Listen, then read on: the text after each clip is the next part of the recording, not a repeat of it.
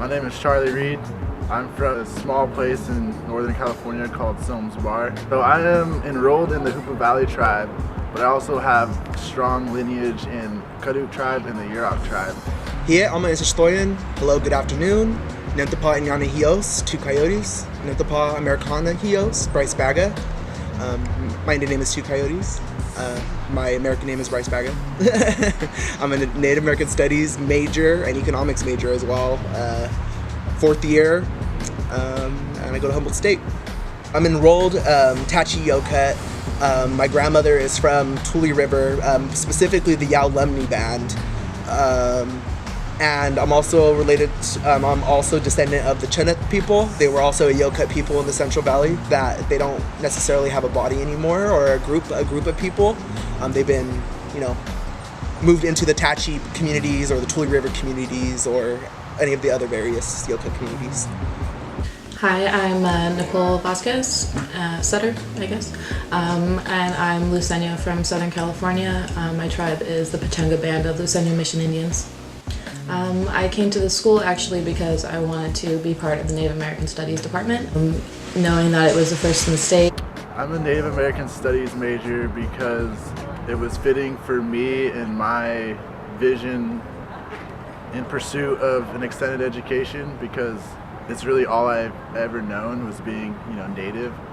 And in order for me to self-identify, I feel like it was necessary for me to enter the Native American Studies course or program. I felt like there was multiple reasons why I chose to be a Native American Studies major, because for me it was Native American. I was either going to come up here and do Native American Studies, or I was going to go to Fresno State and do business, or I was going to go to UCR and do Native American Studies. My plans are to stay around here, probably work, hoping to work at one of the tribes locally, if I can get into one of their programs of, tribal government, or even just interning.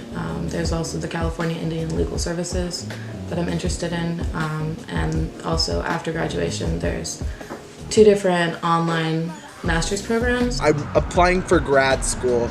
I want to get into law school, or go to school for museum studies, or continue my Native American Studies PhD.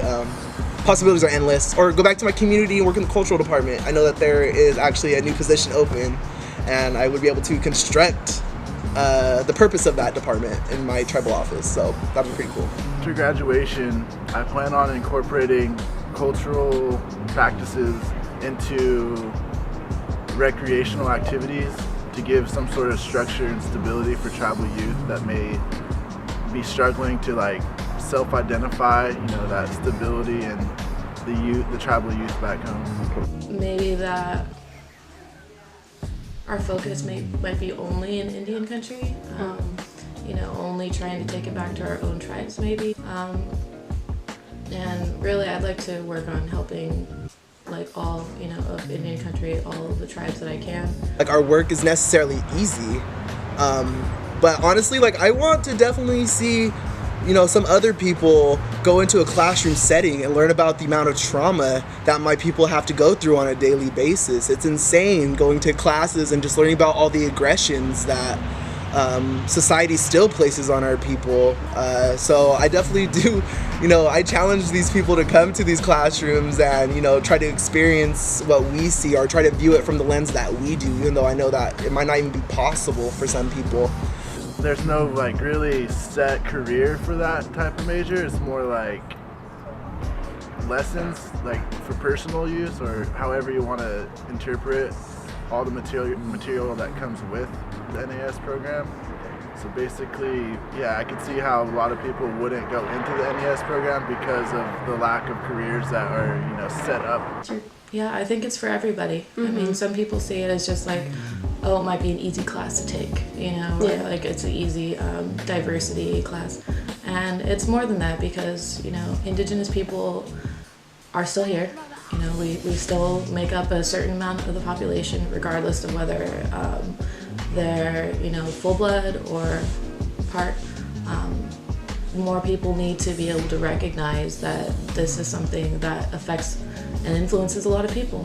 It's important for people to know that this is like the truth that is hidden, is just masked throughout kindergarten to senior year in high school. And I think that is because the government doesn't want, citizens to know the harsh reality of the uprising of the United States of America. And so I feel like that is the sole reason why people do it. It's important for people to know that it's an interdisciplinary major.